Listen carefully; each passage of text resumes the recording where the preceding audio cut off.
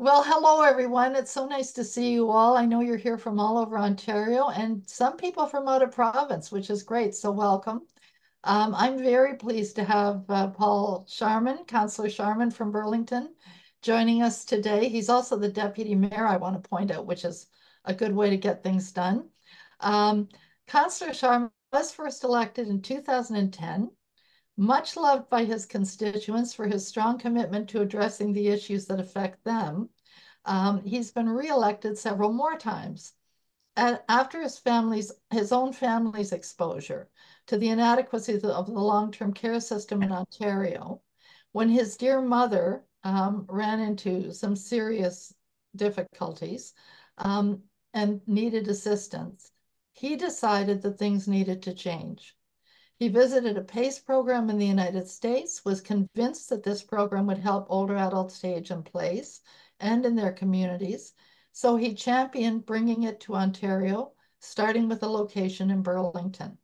Since then, he's been a strong spokesperson for the expansion of PACE programs across Ontario and hopefully Canada. We're pleased to have him return to give us an update on how PACE is expanding and maybe also some advice on how to get PACE programs started in your communities. So please welcome Paul Sharman. Well, good evening, everybody. It's a real pleasure to be here, and thank you to Trish and Harry. This is our second event like this. The first one, we had a significant number of people joining us as well, but that was probably a year and a half ago now. And since then, we've made really tremendous progress with what we're trying to do. Um, Trish didn't know this, but I'm also president of Halton Community Housing, and we have about 70 communities, including about 5 or 6 seniors communities, and we have PACE in 4 of them now. So we are really committed in the region, and I have that opportunity to help move it, scale and grow. Anyway, so Harry, have you got some slides for us?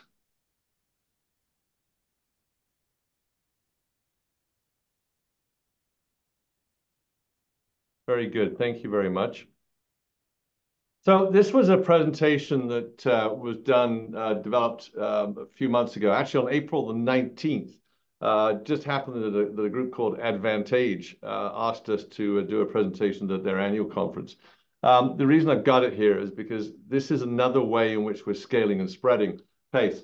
Advantage is a B2B association that their members are community housing organizations, as well as long-term care, but also all the service providers as well. So not only are we, so the strategy we have with scaling and spreading is to work with the industry and to work with the community members to get everybody singing the same song that we must look after our older adults. Keep them out of the healthcare system as long as we can, and certainly keep them out of long-term care. So I'm going to ask you, I'm going to tell you something, and I'm going to ask a question, and I won't know what the answer is. But I too am a senior, and I'm looking at the runway ahead of me, and I'm thinking this is pretty short, which just means we got to do more with this quicker. But the other thing, when I was just recently in our local art gallery, I had 150 older adults in the room. They're all there with their notepads, and they were talking to me and some service providers and housing providers, and I asked them a simple question, and that is, how many of you want to go into long-term care? None of us. None. The answer was nobody. Nobody. And yet everybody in that room was wanting to know where they were going to go. They were frightened. And that was telling. And just recently in Scugog, I was up there a couple of weeks ago talking to some people there. One of the communities there have a third of their community members are over the age of 80. And they're living, I mean, they've got nice houses and they've got money, but they're over 80 and they're now wondering, 300 people, who's going to look after us? No, actually 200. Where are we going to go? How are we going to get through the remaining years of our lives? Who's going to take care of us? And the trouble is, you may get lucky with going through community housing and getting government support, But for the rest of us who got money, we're left with Google. I'm going to next slide, please. My story started with my mother, as Trish said, and God bless her, on January the 31st, 2015, having had her third round of pneumonia in a long-term care home, where she had dementia and a number of other things. They said she couldn't swallow, so they wouldn't inject her with antibiotics, and so she was confined to leaving us through starvation and dehydration. And I'm not sure I would want anybody to have to leave us that way. I don't understand it. Maybe I'm missing something. If there are doctors online, maybe please send me an email and tell me why I'm missing something there. But I can tell you it was horrific. The reason she got into long-term care was, she had dementia and she was getting worse, and she was living in a in an apartment in my sister's house, who just happened to have a big enough house for that. But it was clear Mum couldn't be there by herself. And so we offered the opportunity to go on vacation to a local seniors housing community. And she went for it. And then when she came home, she said, "I love that place. Can I go on vacation again?" And we said, "Yes, please." That, however, deteriorated, as did her health. And then on one Earth Day, the lights were out for the hour, as you know. And when the lights came out on again, my mother was disoriented, and she was approached by a lady, and Mum pushed her out of the way. Now, you have to appreciate my mum was not very strong, had been frail for quite a while. In any event, it was deemed by the CCAC at that time and the owners of the building, the housing, that she was violent. So that caused us to have a crisis, and we had to move her somewhere. And like often happens with people going to long-term care, she ended up in a long-term care facility in a locked ward, which was awful. In any event, so she lived there for probably about 6 or 7 years. We finally got her into a stroke ward, and that was better for the last few years of her life. And frankly, with dementia, she seemed to be quite happy. But we were not happy. We didn't like the treatment she was getting. We didn't like the way her life was ended. So that was the beginning of my journey. My sister and I got involved with trying to make changes, and we started to learn what we were up against. Next slide, please. In any event, so my daughter, Jennifer Sharman, who's a PhD in anthropology, and I had been working on creating self-help groups and support systems for the elderly in our community. And we were just starting up a care center, a hub, as we were calling it at that time, in Burlington for older adults, where we could provide services to the community all around. And there are probably 40% of the folks living around where we were building this hub live in high rises, and they were all over the age of 75, about 30% of them. Needing services and having to deal with those who needed PSWs, those who needed services. We're dealing with okay, we'll have a PSW visit. So they get a PSW, and then the next day they'd have a different one, and then another one, and then another one. They were often different. They often didn't know anything about the person they were dealing with. These, and we call them patients, but they're not. They were people living in their own homes needing service, and it was chaotic. It was not good. In any event, CCAC got taken apart, as did the Lynn. And so it just happened in 2017. I was in a conference in Washington. I'm a finance guy, and I was with a bunch of finance people down there. And a former senior financial officer at Chrysler said, "Paul, you're an elected official. I want you to come down, visit what we're doing with the Presbyterian Villages housing, which was set up 100 years ago for the wives of pastors, vicars who'd passed." And so now they got 5,000 units, and on the ground floor they had a PACE center. This was where we met, where we discovered it. They were very interested in us helping them spread the word. And this was the Rivertown operation. And I would be happy if anybody wants to go and visit it. I'll be happy to organize that. It's worth going to see. They also have a greenhouse there, and that's what you're looking at at the front, to slightly towards the center. Next slide, please. So I just wanted to quickly talk about PACE. It's an American model, but frankly, it's not about Americans. It's about Chinese values and culture. Um, this was established in downtown San Francisco in about 1973 at a Chinese community housing organization. And they were speaking Chinese, so they weren't getting a lot of attention, adequate attention from the local wellness providers, healthcare systems, and they weren't getting the nature of care that they used to as Chinese. I don't know if you know this, but young Chinese people deeply respect their elders and make and care for them. So that was what PACE started with. It started with a culture of caring. And it's all about care and supporting much more than it is. It's not about hospitalization. It's not about our healthcare system as we know it. It's certainly not about long-term care.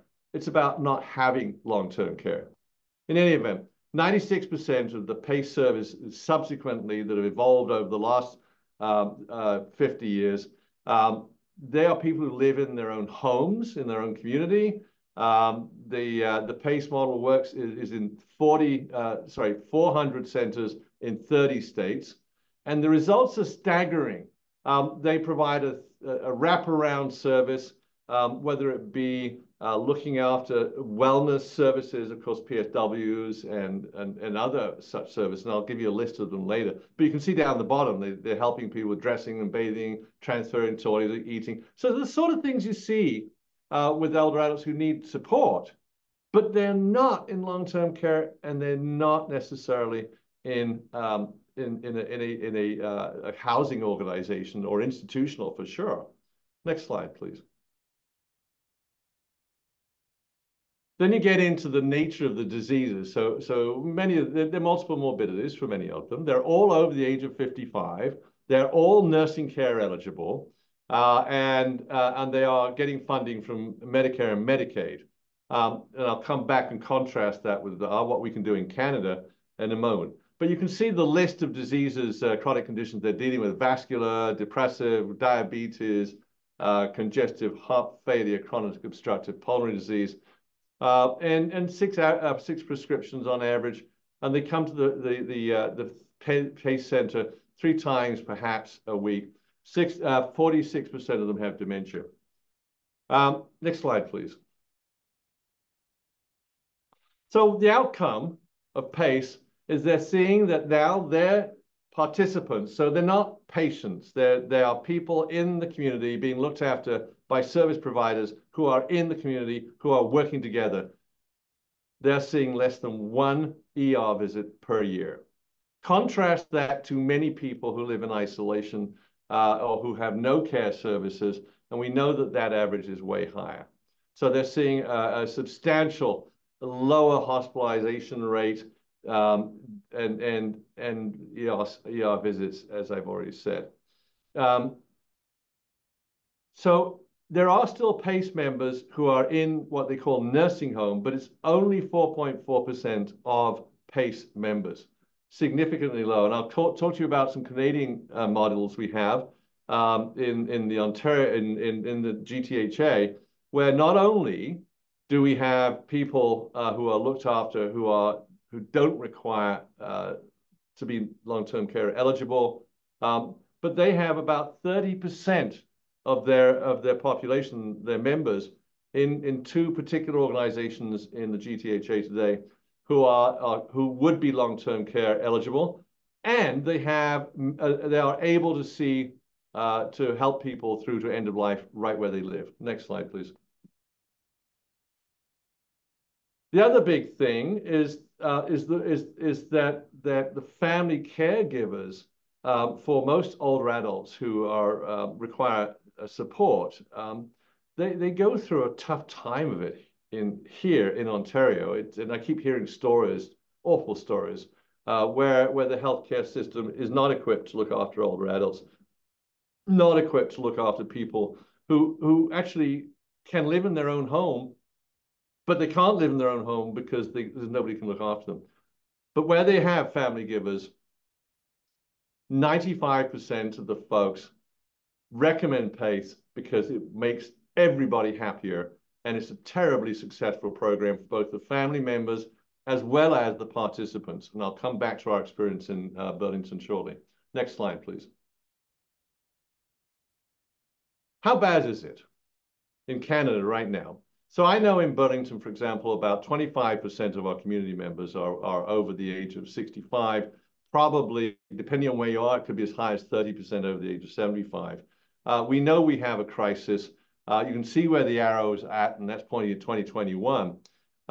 We know that based on the recent COVID pandemic, and there was 90,500 excess deaths in Canada because our hospitals were full up of COVID patients, that our health service cannot cope with the kind of crisis that we are currently getting into with the aging population. 85% of the number of patients in the hospitals, 85% are older adults. We also know that the biggest driver of healthcare and hospital patients is the number of people over the age of 85. So when you take a look at it today, we're saying in Canada, we've got about 6% of the adults are 75 or older. That is increasing at the rate of 4% a year, and that 6% is going to go to 14% in the next 30 years. We know that we're going to double in the next 20. The crisis is actually growing every single year by 4%. If nobody thinks we have a problem, they're making a big mistake. We have to act. Next slide, please. So I'm going to talk about our PACE pilot project. So the way we think about this is it's not PACE per se, because we don't have the same administration model.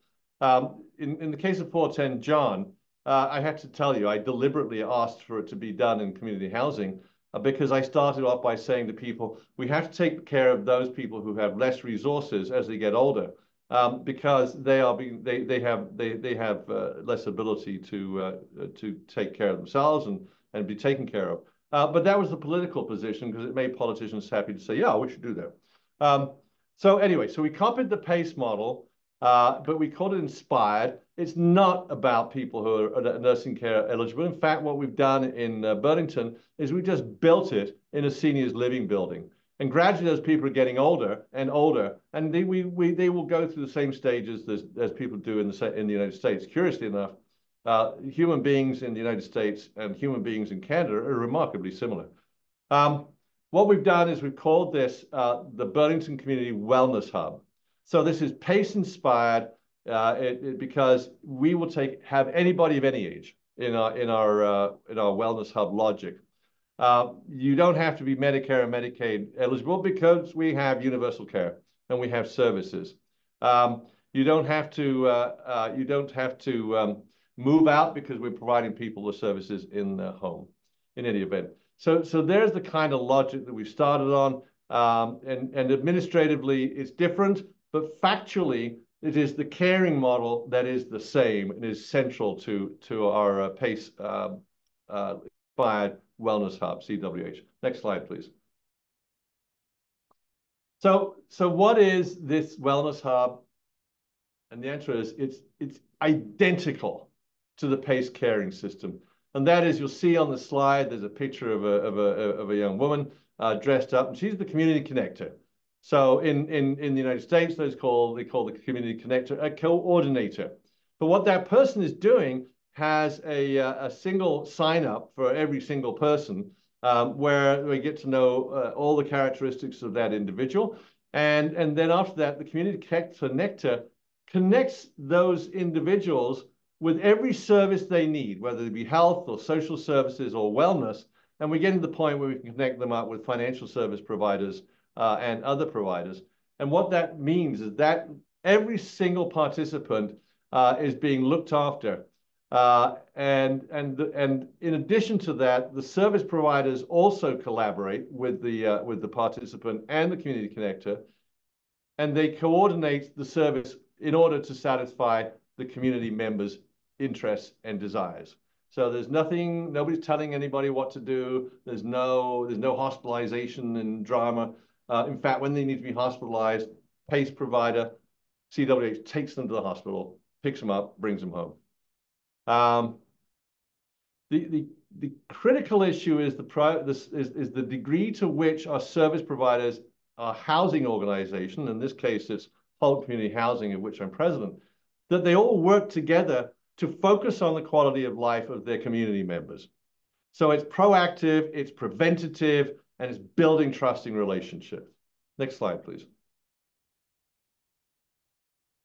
As I said, we started in 2017, and the way that started, by the way, was on the way back from Detroit. My colleague, the mayor of Burlington, said to me, "So, Paul, you're a consultant, you're a lifetime consultant. We want to do PACE. What are you going to do?" And anyway, it took me a week to think about it.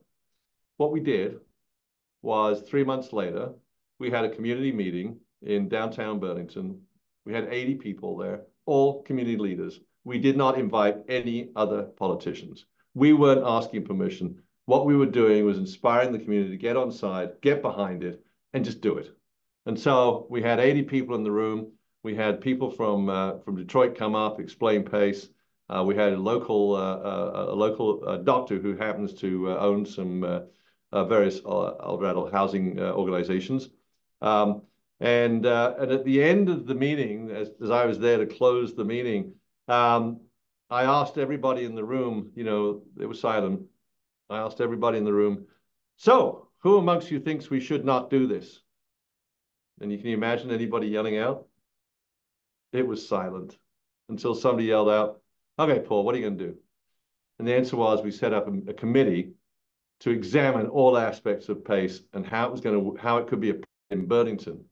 You can see on the left-hand slide here, in winter of 2018, we got the LIN involved. We were grateful to have a sub-LIN director. Her name is Kathy Peters, who's now running our Ontario Health team in Burlington. And by the way, the Ontario Health team processes are all modeled after what we've done for the Community Wellness Hub, which is modeled after PACE. We finally got all our feasibility studies, and we created formal LOIs with 12 organizations. I'll tell you who they are. And we launched our hub in 14 John Street, November 2019. So here we are, almost 4 years later, and had a pandemic along the way, and our COVID numbers were brilliant. Next slide, please. The notion of innovation, you know, in the United States, and Trish might have told you about what they call naturally occurring retirement communities. In New York, they PACE-like services for their naturally occurring retirement communities. And fundamental to that is providing collaborative relationships between the suppliers and the participants and all the stakeholders. And it's a vision, but it's relative to the Chinese model. Gosh, it is so stunningly different. I mean, if you go to other Chinese communities, you see it, that they actually care for each other and they're terribly respectful and caring. It's wonderful. Anyway, so we didn't mean we had to redesign a healthcare system. We don't have to redesign a healthcare system. We actually have to just let our healthcare system improve itself while we keep people out of it by looking after people. So that requires us to work with our service providers and create ways to integrate and align and to coordinate and reduce the barriers between the individual and the services they need to stay well. Next slide.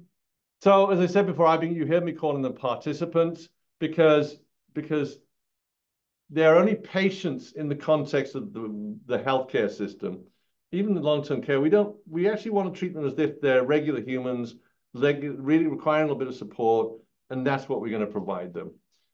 We have all these agreements with the service providers, and we work hard as a group with all those service providers to collaborate and come up with processes that work.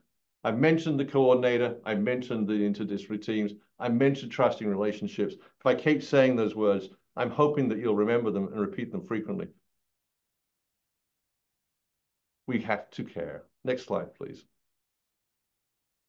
Here are the groups that we signed up. So you can see we've got community support services with Acclaimed Health, Alzheimer's Society, the Thrive Group, Community Living Burlington, Halton Regional Service, Senior Support Services, Home and Community Care Support Services, Cross, Halton Community Housing Corporation, Summit Housing, and then we got into the medical health and medical services, Brand Arts Pharmacy, Burlington Family Health Team, Caroline Family Health Team, Halton Paramedic Services, and then we had the administrative support coming from our hospital and our Ontario Health Team. So you can see this was unique. We had MOUs with these between each one of these groups and our Halton Community Housing Corporation, and everybody was doing this off to the side of the desks, but they were doing it because they loved what they were doing and because they believed in what they were doing. Next slide, please. So the notion of all this is that it's not the model that we have almost around the world of healthcare, where it's all defined by funding envelopes and siloed services. It's all about looking after the person, the participant, first and foremost, and making sure that their interests are being met. But they're also in a place that's comfortable, and their homes, and they're in their homes that they have access to services. And then in the United States, we haven't got as far as that yet with our Community Wellness Hub, but I'll talk to you about a Francophone organization in Toronto. They serve not only people who live in the building in downtown Toronto, they serve Francophones who live throughout the GTA. And they have people who go out and they pick people up, and it's all about looking after people. Next slide, please. So let's just talk about the data.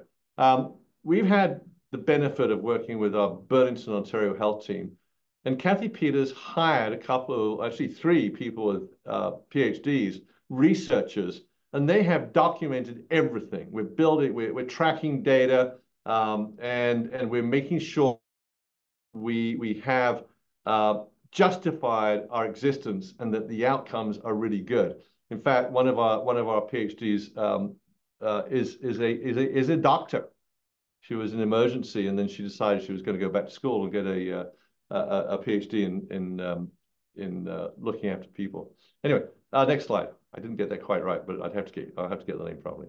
Anyway, so just taking a look at our performance measurement. Here's our dashboard, and you know, so it turns out that in our 410 John Center, you know, we've got about 160 people living there. And what we're finding is it's at 84 right now are members. So it's about 50% of the residents are members of our Community Wellness Hub, Pace Inspired. That is fairly typical. You know, my dad, who passed 101 2 years ago, he was running his own life to the very last day. He got up that morning, put his suit and tie on because he was going to go and chair a committee meeting. Didn't quite finish the day, but that was, you know, but that's true for a lot of us, right? Where those of us who can who need less support, they don't necessarily want to join. They don't need it, and they're independent. That's great. Those who want more support, we can give it to them. And you can see some other data, but I'm not going to dwell on this slide because it's so small, typing small. But let's move on. I just want you to see the hub, the dashboards. Next slide, please. So I want to focus on this slide, which is the data that we've got after 3 years of working, over 3 years.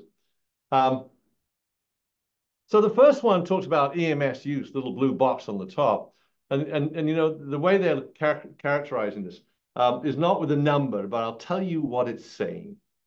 That in this particular location, 410 John, the number of EMS calls was the greatest number of any Halton community housing building in Halton. We had more EMS calls than any other one. Here we are later at 410 John. It is likely that we have about 50% of the average of all of those communities now. So, you know, you don't get everybody wanting EMS calls, but you get the ones who have the most needs getting the calls. Now they're down to about 1 a year. The tenancy Average length of tenancy has been 8.6, but we see that increasing now. So you got non-hub members, average length is a little less, 7.9. So there are advantages to already to those members that we're seeing that they are actually staying in our building longer. Where do they go after that? Well, you can probably figure out they're going to hospital, long-term care. The perception of wellness is fabulous. Most people report better self-perceived wellness after participating in our PACE-like services. 63% of the participants believe their general health is better. 68% are feeling less pain and discomfort. 74% less of loneliness because they're not lonely anymore. We've got them involved in all sorts of social activities. 68% improved physical health, 79% improved mental health, 68% less anxious or depressed. Next slide, please. So the two surveys here, one is about the member experience on the left, and the one on the right is about provider experience. So the members say, I'm going to recommend the hub to anybody who wants to do it, to age at home. First, 97% said that. So 95%, having hub services offered in the building increased my ability to participate. And 93% said, after joining the hub, I know that I have a team that can support my needs. So those were the participants. The providers, so the Thrive, the Acclaim, everybody else said, the people providing the services, 100% said the hub connected my clients to services they otherwise would not have access to. 100% said the hub engaged my knowledge and services and supports available to my clients. And 100% said the hub providers work together as a team. Who can say that anywhere else? Next slide, please. Anyway, so it's a member experience. It's just really talking about how this person in the Community Wellness Hub, believes that their life is much better. They like the workshops they have because they have engagement workshops. In the United States, they certainly have adult daycare. We are doing a bit more of social engagement because at the moment, the people in our 410 John, they're less, they have more activities. In any event, so very positive feedback. Next slide, please. So in summary, the hub in Burlington is an alliance of health and social service providers that coordinate and deliver services to older adults made vulnerable by social determinants of health. As we've talked about collaboration and integration, we've talked about co-design, it's evidence-based, it's totally documented. It has proven that we can do it. We are not thinking it's a good idea. We're not boasting about it because it's just one center. We need hundreds. But it can be done. It is done. It is working, and it is proven here. We now can show it to everybody. And I'm working on plans, strategies on how to scale up and give everybody access to the training methods. Next slide, please. Now I'm going to talk just very quickly about Halton Community Housing. So Halton Community Housing, of which I'm president, sorry, and I may have got my numbers wrong earlier. 25 assisted housing providers under the Regions Administration. We have 55% are assisted housing, and we have also supported housing. We have safe housing, and it's 100% owned. So we're pretty proud of what we have here. Next slide, please. So here we are in Burlington. Next slide, please.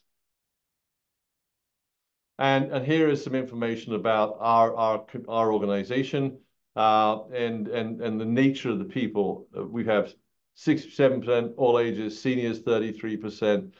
Right now we got 3,754 total residents. We have a waiting list of 6,400. Under a lot of pressure to build, and we've been building more and more. Next slide, please. Anyway, so we're talking about 410 John, which is also Wellington Terrace, where we did the pilot project. We got the 14 providers involved. And what this has done is eliminated duplication and increased the amount of and the inefficiency, increased efficiency and effectiveness of the service providers, and certainly increase the quality of life of the participants. Next slide, please. We did invest $1 million in capital, but actually what we were doing, we were taking an old building that's 60 years old, we renovated the ground floor, and that meant renovating the living area, the kitchens, the dining area, and the meeting rooms. And also what it gave us the ability to do is put in a place where physicians could come and visit and other service providers could visit with participants. And we'll talk a little bit more about that, and the universal washroom that was put in, and a programming area for the coordinator. Next slide, please.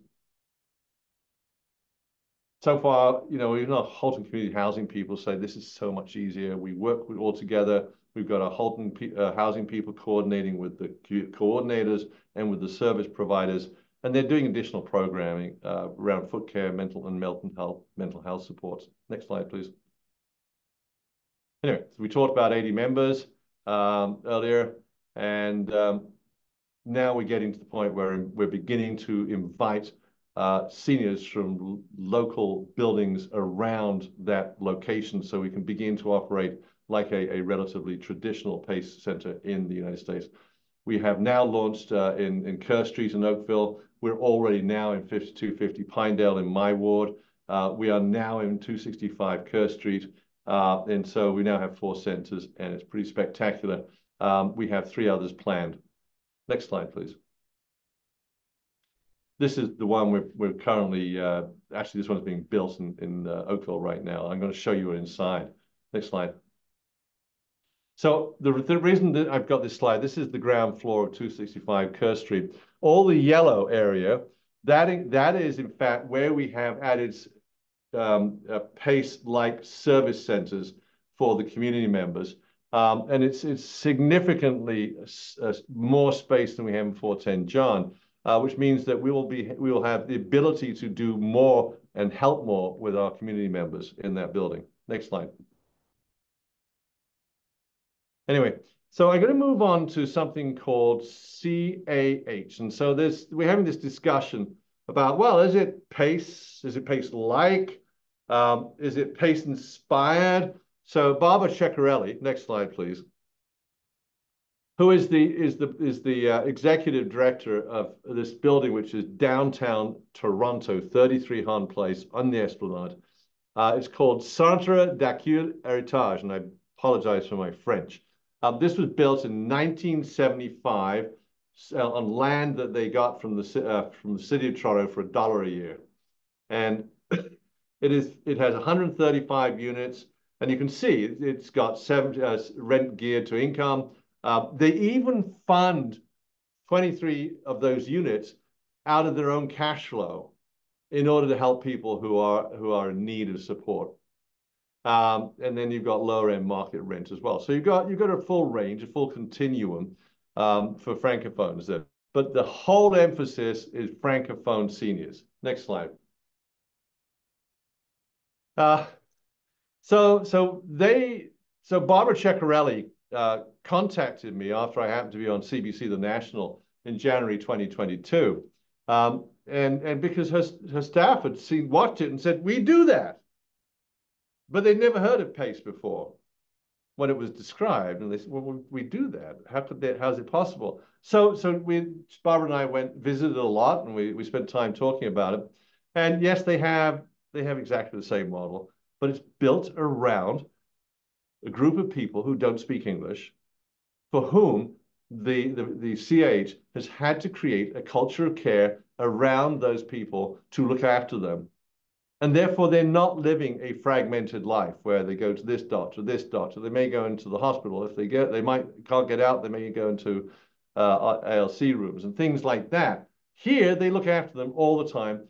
About 30% of their community members are long-term care eligible, and they provide services to end of life. This is real. They also provide, next slide, please. To people around in the community. It's got about 150, 180 residents, 300 community clients. So the other 150 are outside, are living around the GTA. And you can see 25 to 30% of supportive housing clients are eligible for LTC.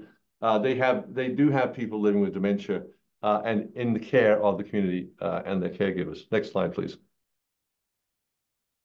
The same elements. We've got the care coordinators. They have plans. They have an interdisciplinary team.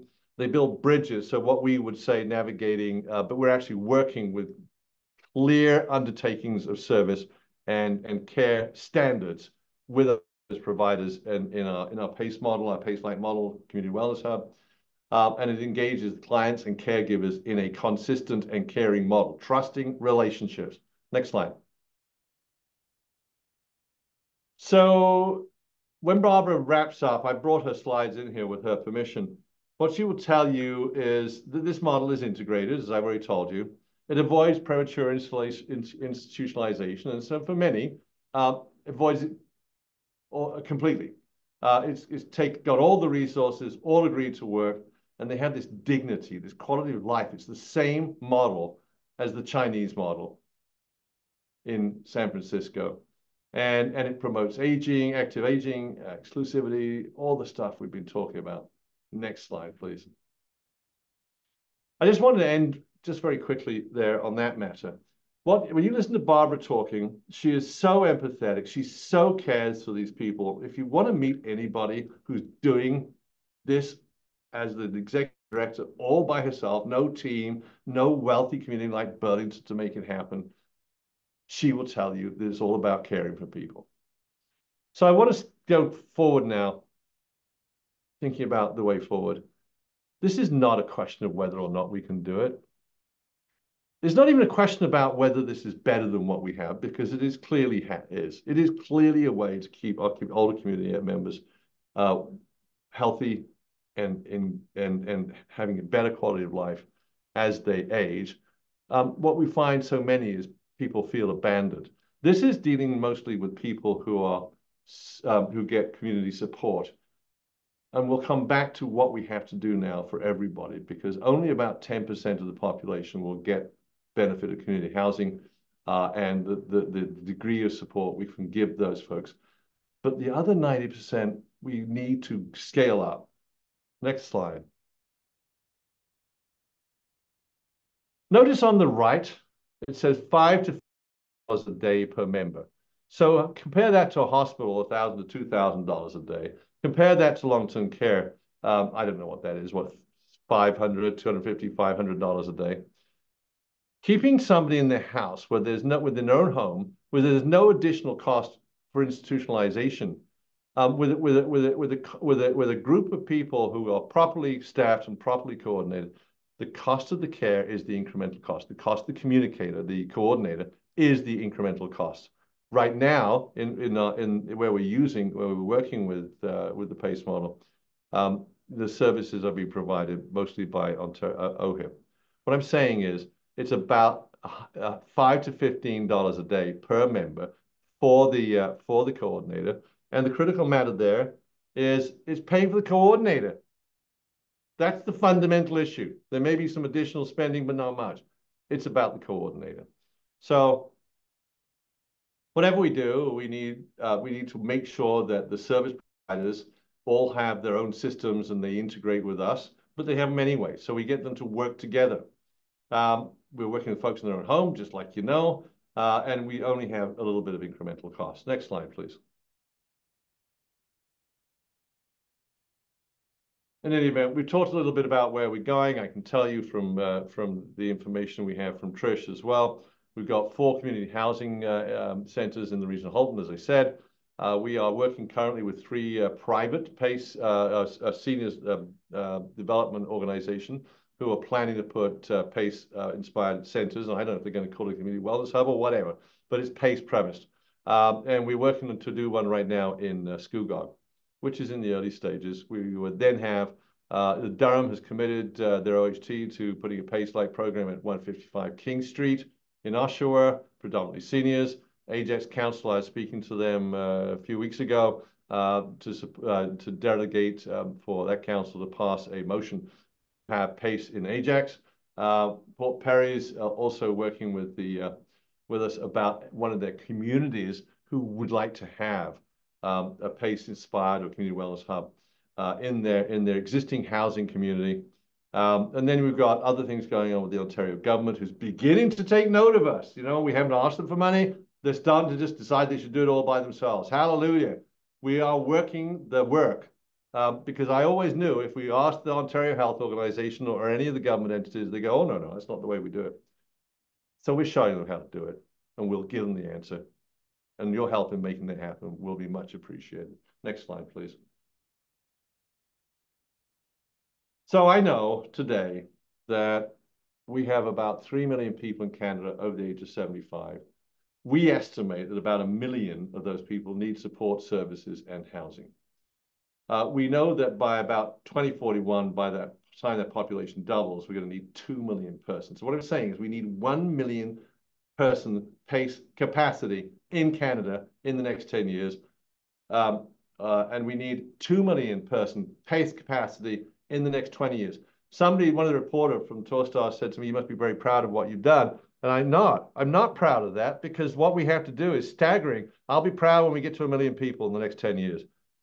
Because it won't be about me. It'll be that we have inspired everybody to get on side and look after our older adults as they are getting to require more and more services and more needs. And we can help them, keep them healthy, and we can give them a high quality of life and keep them out of a hospital and long-term care. Next slide. And the reason I'm saying that is because I believe we are playing for a win-win-win. Number one, improve our quality of life and health, the health of our aging community members. That's a win by itself. When we do that, we make them so that they don't have to go to hospitals and long-term care. That's a win.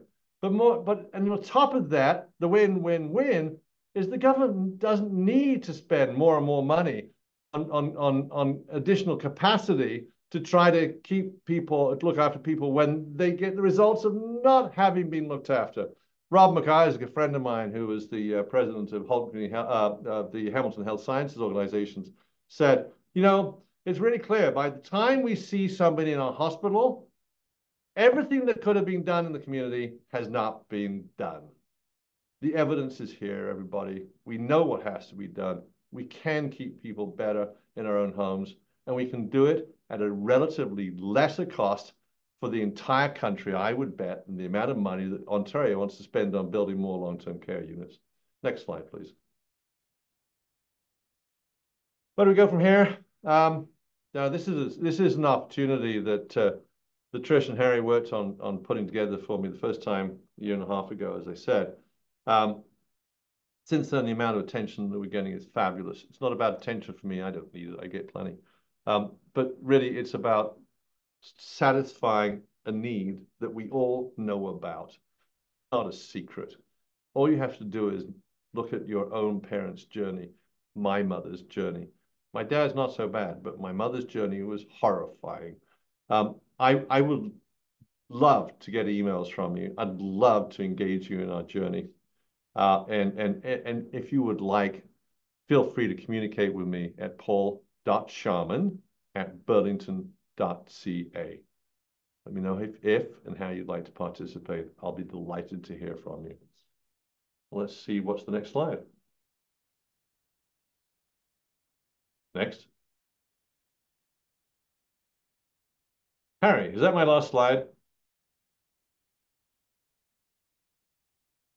That's your last slide, Paul. There you go. I don't even know my own slide presentation. I'm hoping you enjoyed that presentation and that you found it useful. Trish, are we taking questions? Yes, of course we're taking questions. We've Of already course we are. asked for questions. So here's how it works, folks. If you go to the chat function, I think it is that right, Harry? So they can put their hands up. You just put They your do hand up. that. Do they do that on chat? You can do that and raise your hand. Just like that. Just like that. I'm looking under here to try and I can't find it myself now. So there you go. On reaction. Anyway, no worries. Harry, how do they do this? You're muted. Please explain it. You're muted. Sorry. Hit the react button at the bottom, Yeah. and then you can raise your hand. Oh, there we go. See? Or you So can give thumbs up, if right? you click on React, you'll see a raise hand thing, and then away we go. Okay. So we already have questions from Francis Morton Chang. You go first, and then Jane Eyre. Terrific. Thank you. Another great presentation. I've heard this before, and every time I learn something new. So thank you for the Coalition of the Willing. I just wanted to mention, I don't know if people have heard of an organization called Care First in Bro. They actually went to San Francisco to learn more about the PACE model and try and bring it back. Something that they learned during that is one of the barriers to making it widespread was that while they could prevent people from going to hospital visits or premature placement potentially, there was no money returned to them for doing that. So in the States, there's money returned back to the agencies when they're able to do the near misses, the preventative care, and really keep people there. And I wondered if you've had any exploratory conversations about, tracking the near misses or the people that, but for this program, might have actually gone to a hospital visit or placement. Yeah, we don't have that data when we haven't quite got that sophisticated. But I can tell you that a member of SSAO who runs Peel Seniors Link in Peel, he gets phone calls from the Ministry of Health saying, "Why isn't this person in long-term care?" And the answer is because we're looking after them. So the data is actually the tenure of the participants, not so much as trying to evaluate whether or not it could have been different. We know it could have been different. We don't need to do that analysis. I may not be answering your question well enough, and maybe we need to have a longer conversation. Wow, this is terrific. Thank you. Paul, I think we have a little education to do with the Ministry of Health that not everybody needs long-term care. I know they're anxious to fill all those beds they're building, but we don't want to go. And apparently they haven't figured out the baby boomers don't want to go. So we'll just have to tell them. Jay, William Bradley, Anka, and Christine all have their hands up. So if everyone can be concise, Jay, go ahead. Oh, well, having worked with the Ministry of Health during my working days, now I'm retired. This model that you are talking about is exceptional to Ontario and to Canada. I know my sister is living in a type of a model like this in Germany. And she was from the eastern part of Germany where they had the models. And everybody came to them as they aged in place. Right. They were living in the homes and then they come to them. And at the moment, at 96, she gets all the services coming to her. So I told her, I says, enjoy it because you paid into it all your life. Now enjoy it. With the Ontario model, how is it going to work? Two questions. One, the ministry is one that pushes for long-term care homes and their buddies owning these properties and operations. How are we going to get the money out of them to pay for this service that you are going to provide or PACE is going to provide? So I have a slightly different perspective, Jay. Thank you for the question. That is that right now, the majority of our community members are getting very little until they have to go to hospital. Our healthcare system is kind of like Middle Ages healthcare. And if there are any doctors listening, I apologize if what I say is not particularly kind. But it's a bit like Middle Ages healthcare. You get an arrow in your chest and the medic runs over and says, "Oh, I'll get that arrow out. Yep, broken it off. Here you go. Good luck." We are a result. What we have in our healthcare system is the result of not looking after our people. 90% of our population will not get the service that we've just described unless we make it available to everybody. And that means, and this is where Trish and I might be having another conversation, but if you have some money, then you're going to pay for it to get those services. You just need somebody to help you navigate yourself through it. So I think we've got lots of options here. There's not a shortage of money. The problem I have with asking the government for money is I think it's a waste of time. I don't think they have any inclination to do anything like that. They'll give us a little bit here and a little bit here, but fundamentally their models are all, their money's already being gobbled up with these institutional solutions, where, as you say, all the power lives. So what we have to do is think about other ways to do it. I haven't dismissed Trish's views that we should also look at government support to make things better, but we have to show the way, is all I'm saying. Work around them. Yes. And I agree. Work around them first, but then hit them up for the money. Always. Okay. Agreed. Dr. Abrams, do you have to leave? No, I can wait my turn. Okay, all right. Then William, Bradley, Anka, Mayor, Christine, and then Dr. Abrams. So William, fire away. Yeah. Hello, thank you. Thank you. A very interesting presentation.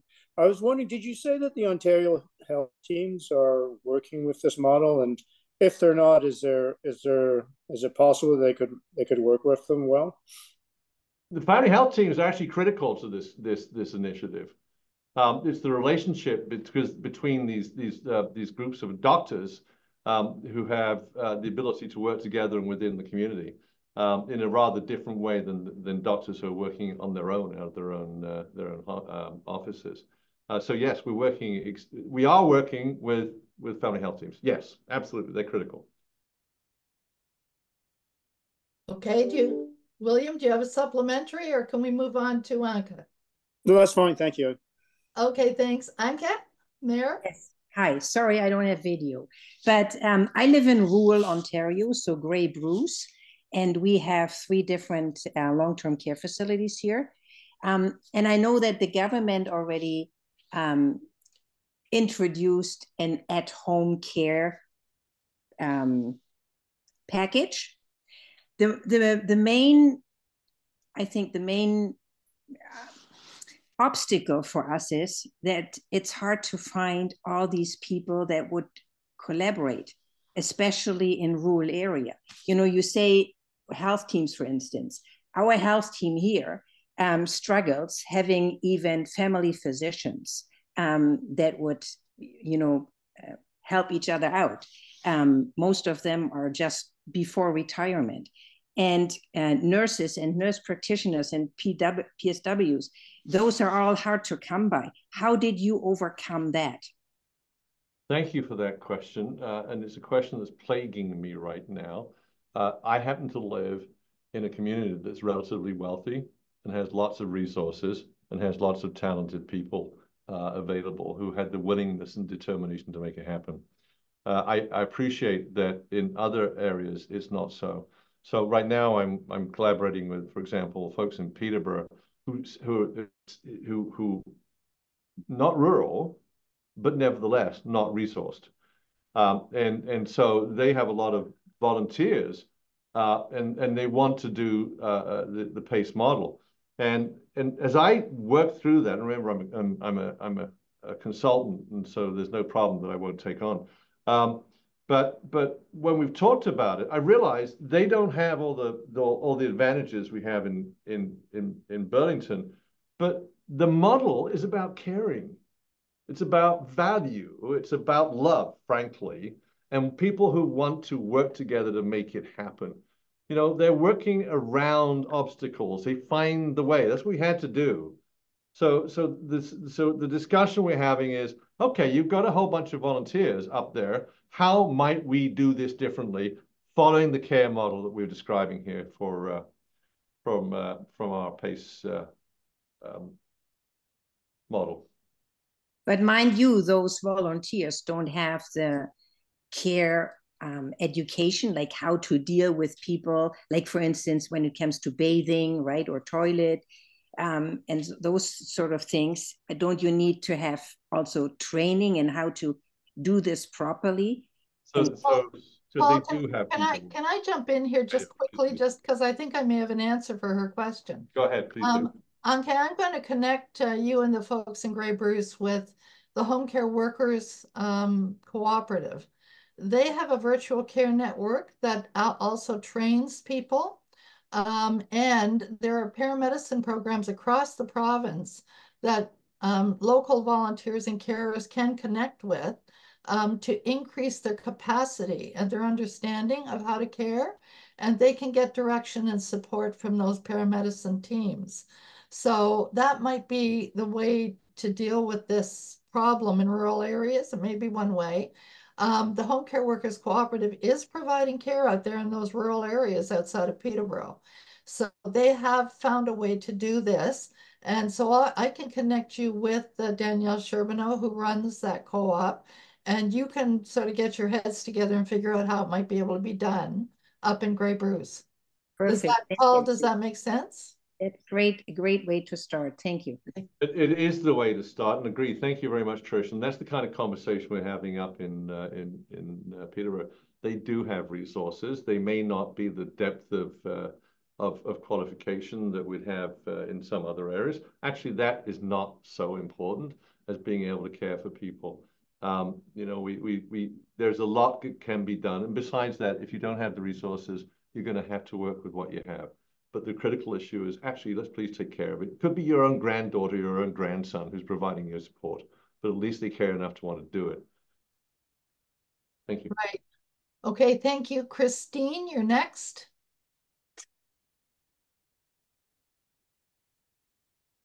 Are you there?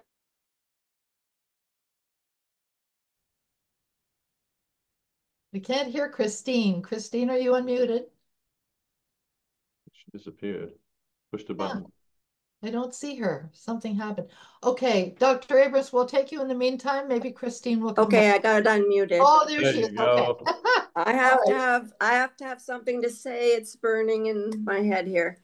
Okay, Paul, I'm in your ward. You talked to me on the phone, and I know how much you care about seniors. I think this is a great presentation. And I have two questions for you. One is, what happens to the capacity of the community services, especially those that are not for profit, with the hub coordination and managing any extra growth that is unpredictable in many ways? Right. So capacity is a problem. It's on my mind. I totally agree with the question, your concern. We do know that what has occurred as a result of the Community Wellness Hub is that the service providers have become more efficient and effective, and the costs have gone down as a result of having the coordination work taken care of. Don't mistake me. As the number of people over the age of 75 increases by 4% a year, that requires more services. You'll be pleased to know that I'm negotiating with one of the community colleges to build a PACE training program for young people. Okay, great.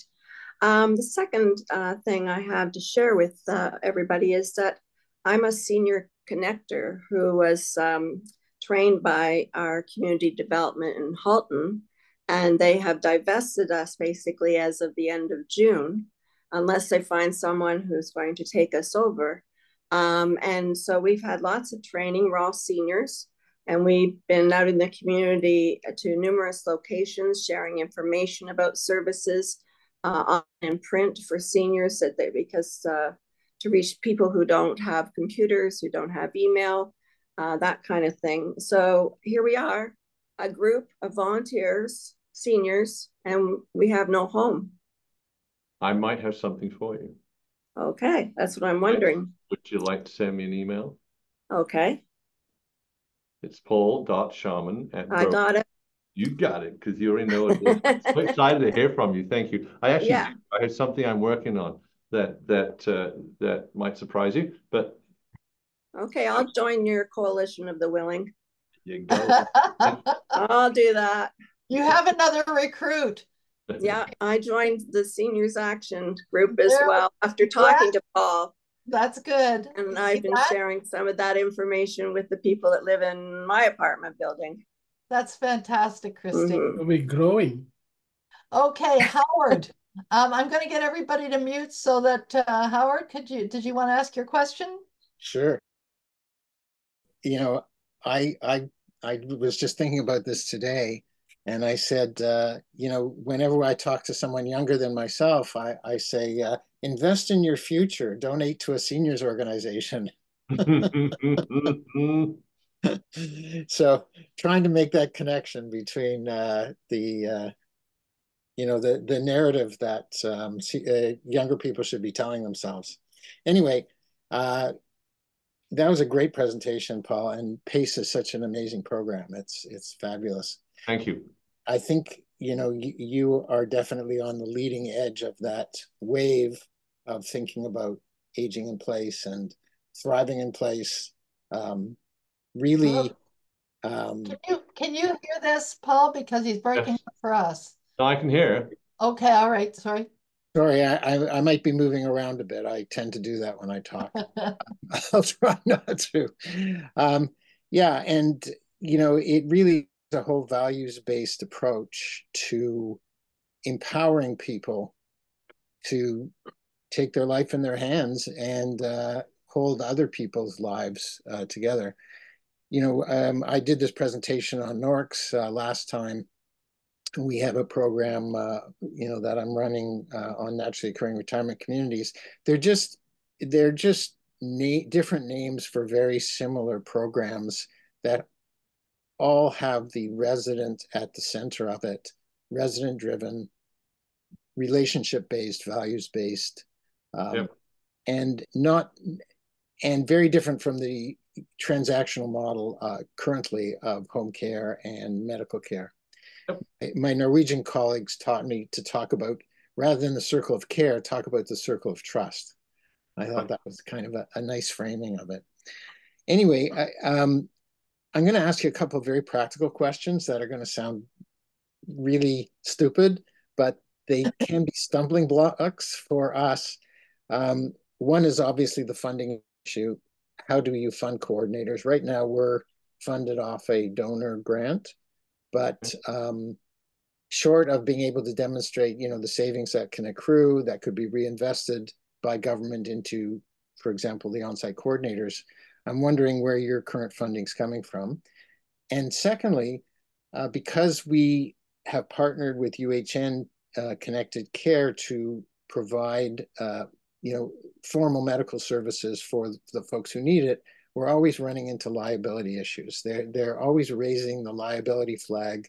Well, you can't bring a yoga instructor into the building unless they have liability insurance. You can't recommend a particular type of service because that would be UHN recommending a service, and we're not willing to take that liability. One of our buildings is really struggling with their co-op board around liability issues, and suddenly they're not able to have their coffee and tea afternoon or their social gatherings.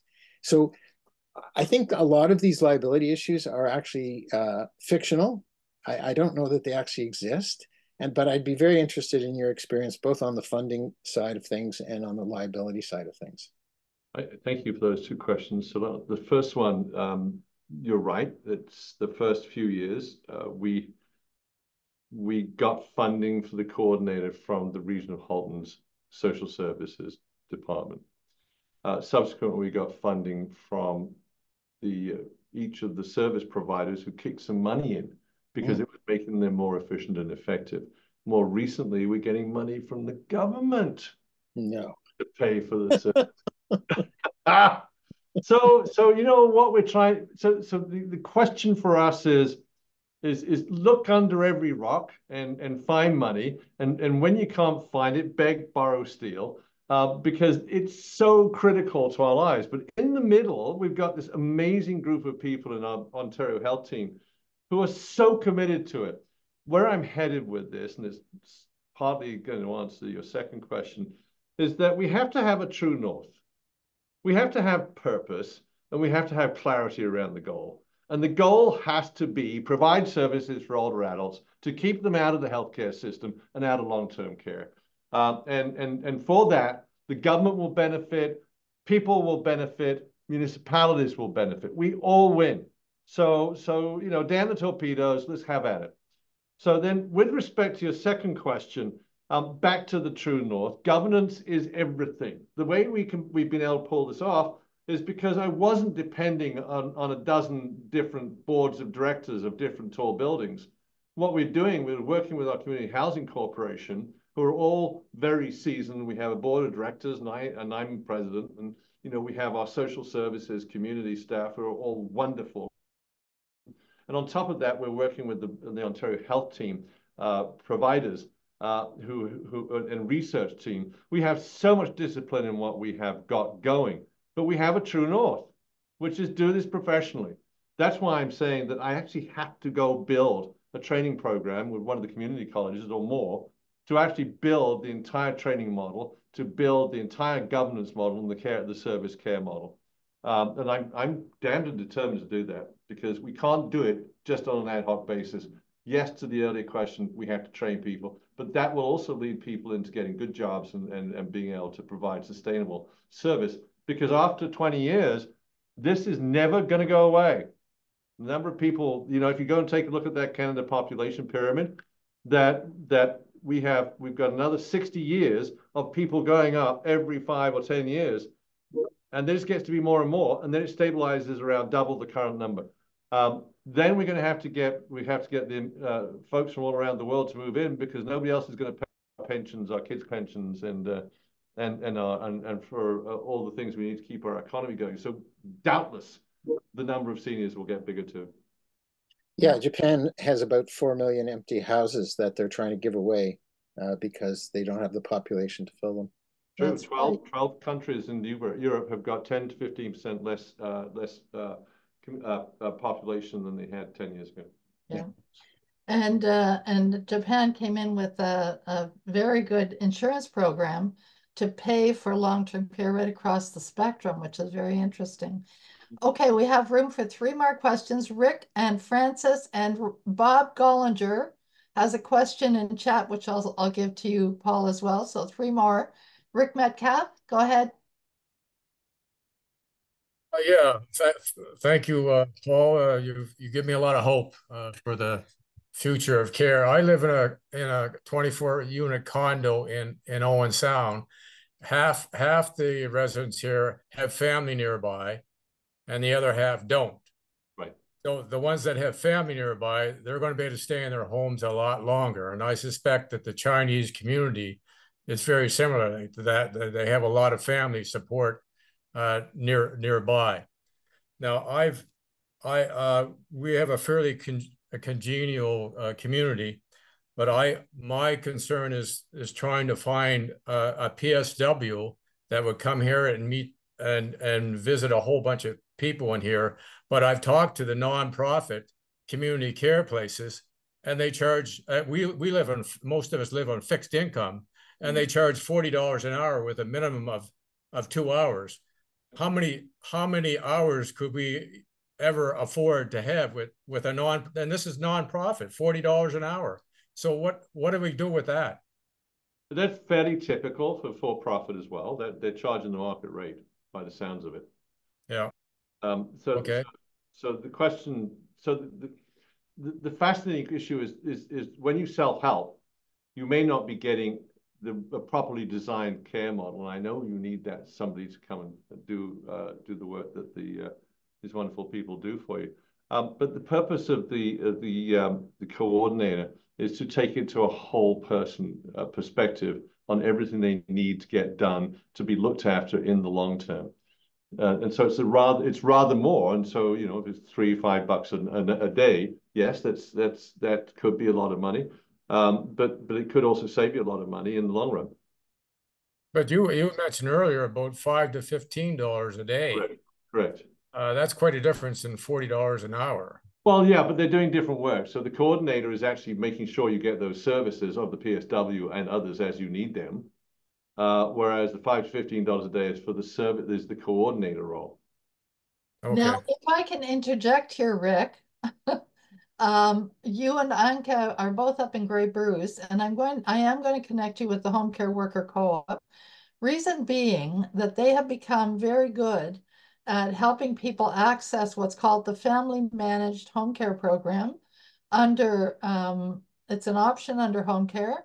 It's a direct funding program. And not enough people are getting access to it because the ministry is discouraging that. So what we're doing is we're now encouraging people, older people especially, to access that family managed home care program. And you have a legal clinic up in Grey Bruce that's willing to take the government to court if they deny you that. So you have more resources up in Grey Bruce than you may think. I think we have Angela here who can speak to this very quickly. But I'm going to take a couple of questions first. Angela, if you're still here, could you let me know? Francis Morton has a question, and then we're going to go to Bob Gollinger's chat question. Francis. Yes, thank you again. I wonder, Paul, if this has been rooted in a regional strategy at all. Like when you are developing these relationships and committing, you put in a slide, and I'm sorry if you already mentioned this, you put in foundational $1 million to upgrade some of your buildings. Is this part of your community safety and well-being plan, a senior strategy, or an accessibility plan? How have you aligned your various plans? And maybe this is an offline discussion, but I think it's a way to get traction, if I may. No, you're entirely entitled to ask that question. I think it's a very correct question. Listen, the benefit that we've had is we work with the Halton Community Housing Corporation, and Halton is a wealthy region, municipal level, for a whole bunch of reasons. So because this property is a Halton Community Housing Corporation building, we had some latitude in some of our reserves to renovate the ground floor of 410 John. Most of it wasn't for pace, but it was at the same time that we felt we could upgrade the entire building or the ground floor to make it a much more a pleasant environment that would contribute to the social well-being of the participants, in addition to the additional characteristic features that there are specifically helped with the PACE or Community Wellness Hub. So yes, it's coming out of Halton Community Housing, and it's coming out of the Halton region councillor. I am a region councillor, and they are sick to death of me harping on about it. It's been years and years and years. But they've got behind me, and just as you're interested in spending time here listening and asking questions, my colleagues on regional council have been equally supportive and interested, and that's why it's scaling up. We will have we'll have 7 PACE centres within the next couple of years. Thank you. That's fantastic. I'm going to take a quick question from Bob Gollinger in the chat, and then Angela, I see you have your hand up. That'll be great. We want to hear from you. So Bob Gollinger asks, are cognitive as well as physical health services provided in the PACE model? I'm not a technical person, so the question is, to what degree are cognitive issues ones that we could deal with or can help with, and to what degree are we unable to help with, and therefore have to look for institutionalization. My general belief is that from listening to Barbara Ceccarelli at the CAH, she has got people in there, 30% of whom are long-term care eligible, but they are being looked after. You take a look at family members who look after their loved ones in their own homes, all the way to leaving us. They are able to provide services. So the question is degree. Yeah. I just add to that. And by the way, sorry, just if I can interject, we're saying even people with severe dementia could be looked after in small residential neighborhood homes staffed 24/7, which the government has yet to fund, but we're leaning on them to fund them. So somebody had a comment. Who was it? No, that was it's Bob Gollinger. Oh, Bob, good. What I wanted to say is what I'm not asking about so much the look after. I'm looking after if I have problems like I've got 2 new knees, for instance, and because we're in a rural area, so we don't have a physiotherapist in our hospital, so we get a physiotherapist coming to our house.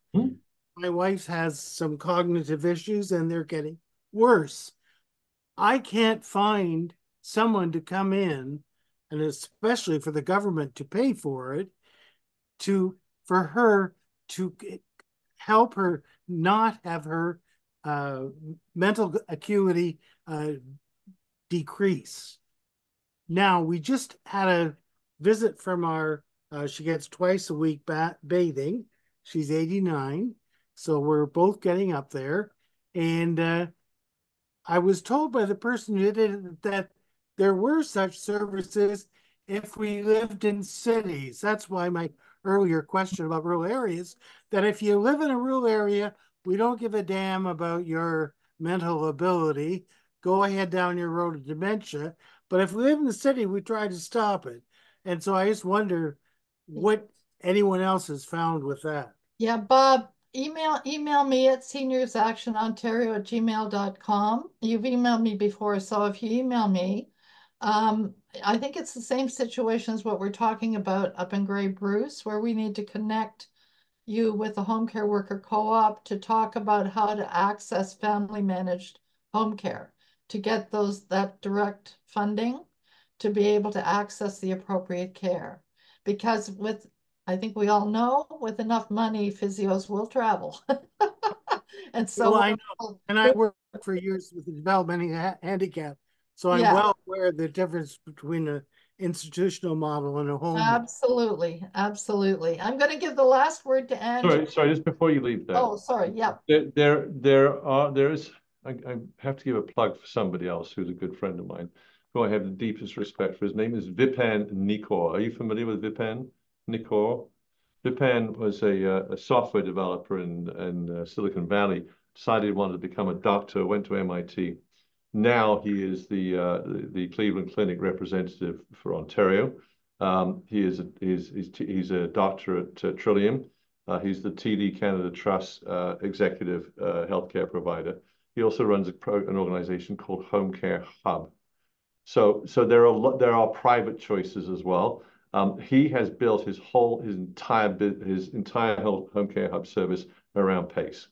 So there are options, and I do not in any way want to dilute what Tricia said, because I think we have to start at home. But if you get to the point where you need somebody and it's desperate, and you know it's important, and you really want to keep your loved one at home, but you can't find the local services, then send me an email. Okay, Angela, you have the last word.